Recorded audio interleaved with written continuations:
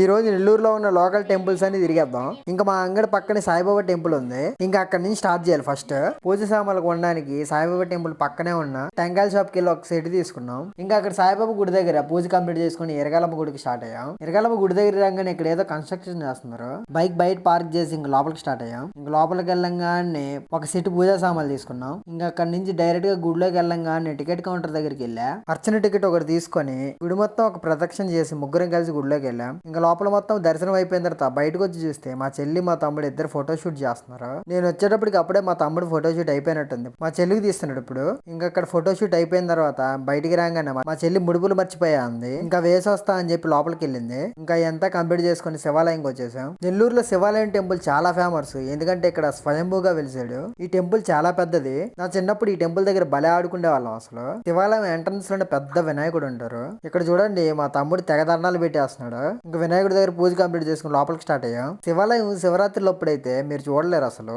జనాలతో ఫుల్ గా నిండిపోయి ఉంటది. ఇంకా అక్కడ శివుడి దర్శనం చేసుకొని ముగ్గురం కలిసి గుడి మొత్తం ప్రదక్షిణ చేసి ఇంకా తోటలోకి వెళ్ళాం. లోపలికి వెళ్ళంగానే ఇక్కడ శివుడు బొమ్మ ఉంటది. ఇది ఎప్పుడు తాళం తీసి ఉంటది. ఈ రోజు అంటే తాళం వేసున్నారు. ఈ విగ్రహం పక్కనే శివలింగం ఉంటది. సోమవారం ఆ టైంలో అయితే మీకు ఇది అసలు ఖాళీగా దొరకదు. ఇంకా అక్కడ అభిషేకం కంప్లీట్ చేసుకొని బయటికి స్టార్ట్ అయ్యాం. గుడి లోపల నుంచి వినాయకుడిని చూసి భలే కనిపిస్తాడు. ఇంకా 3 గుడులు తిరగాలి. శివాలయం దగ్గర పూజ సామాన్లు చాలా తక్కువ. అందుకే మా చెల్లి అన్ని ఎక్కడే కొనేస్తుంది. పూజ సామాన్లని కొనేసి మిగతా చిల్లరంతా నాకు ఇచ్చేసింది. పూజ సామాన్లన్నీ ఇంకా బండి డిక్కీలో పెట్టేసా. అక్కడి నుంచి ఇంకా అంకమ్మ గుడికి స్టార్ట్ అయ్యాం. ఇక్కడ రాగానే గుడేమో క్లోజ్ లో ఉంది. ఎందుకంటే ఇది ఉదయాన్నే 6 గంటలకే ఓపెన్ చేస్తారు. 10 గంటలకి అంతా మూసేస్తారు. ఇంకా మా చెల్లి నేను మా తమ్ముడు ఇక్కడే కొబ్బరికాయ కొట్టేసి వేరే గుడికి స్టార్ట్ అయ్యాం. ఇలా స్టార్ట్ అయ్యామో లేదో మా తమ్ముడు అప్పుడే స్నాపులు పెట్టేస్తున్నాడు. ఇంకా అక్కడి నుంచి డైరెక్ట్ గా ఇంకా అయ్యప్ప గుడికే. 2 రోజులు పోతే ఈ రోడ్డు చాలా ఫుల్ గా ఉంటది. ఎందుకంటే రొట్టెల పండుగ స్టార్ట్ అవుతుంది.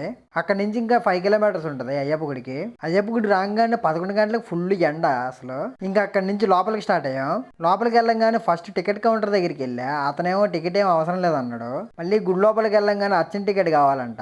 మళ్ళీ బయటకు వచ్చి టికెట్ తీసుకున్నా. ఇంకా ఆ టికెట్ తీసుకొచ్చి మా చెల్లికి ఇచ్చా. నేను వచ్చేలోపు మా తమ్ముడు టెంకాయ కొడతా ఉన్నాడు. ఎందుకంటే పంతులు గారు కొట్టి తీసుకురమ్మన్నారంట. ఇంకా దర్శనం చేసుకుని బయటకు వచ్చేసాం.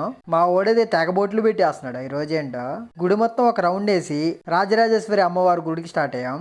అమ్మవారి గుడికి వెళ్ళేటప్పటికి ఫుల్ ఎండ వచ్చేసింది. ఇంకా మా చెల్లి అయితే కాలు కాలుతున్నాయని చెప్పి చాలా స్పీడ్కి వెళ్ళిపోతుంది గుడి లోపలికి. ఇంకా మా తమ్ముడైతే ప్రశాంతంగా నడుచుకుంటా వస్తున్నాడు. అసలు కాళ్ళు కూడా కావట్లేదేమో. లోపలికి రాగానే స్నాప్ తీస్తున్నాడు మా వాడు. ఇంకా డైరెక్ట్ గా గుడి లోపలికి వెళ్ళిపోయాం. ఈ గుడిలో మా చెల్లి టెంకాయ కొడతా అన్నది. చూడాలి ఎలా కొడుతుందో ఇప్పుడు చూద్దాం. ఇది అయ్యేలా కనిపించలేదని చెప్పి నేనే కొట్టేసా. ఇంకా లోపలికి వెళ్ళి దర్శనం చేసుకొచ్చేసాం. ఇంక ప్రదక్షిణం చేస్తా ఉంటే ఇక్కడ బొడ్డ తగిలింది. సన్ గ్లాసెస్ పెట్టుకుని తెగ తిరిగేస్తుంది. గుడి మొత్తం ప్రదక్షిణం అయిపోయిన తర్వాత బయటకు వచ్చాం. మా చెల్లికి కాలు కాలుతున్నాయి. చూడండి ఎలా పరిగెస్తుందా. మా ఓడి చూడండి ప్రశాంతంగా నడుస్తున్నాడు. నేను వెళ్ళి వీడియో తీసుకొచ్చేటప్పుడు వీళ్ళు బండి దగ్గర ఉన్నారు. మా ఓడి చెప్రి స్టైల్ చూడండి. ఇంకా ప్రసాదాలన్నీ సీట్లో పెట్టి ఇంటికి స్టార్ట్ అయ్యాం.